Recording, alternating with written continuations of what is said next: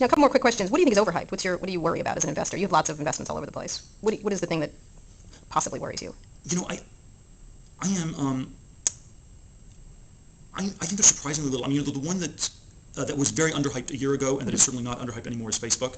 But I'm not sure that it's overhyped even today. You sound like John Doerr in the old days. Remember he said that the internet is underhyped? Well, yeah, I don't want to. I think Well, you're the one that made up that $10 million value, and now it's at 15. So you look smart, Peter. Yeah. How do you feel about that? Well, I didn't.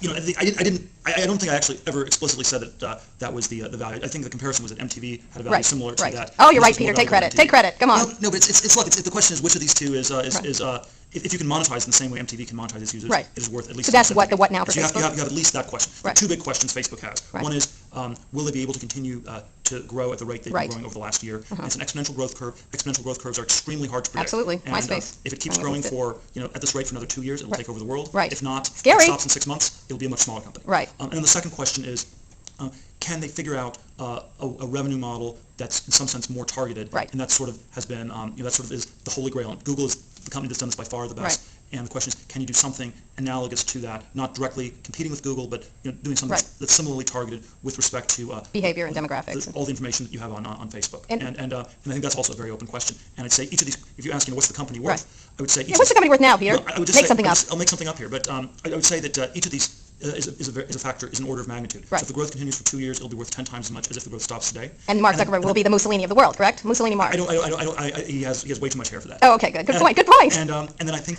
and then secondly, if you get the revenue model to work, that's probably also a factor of 10. Right. And so you have a factor of 100. Right. Between Excellent. growth and revenues, and hard to know.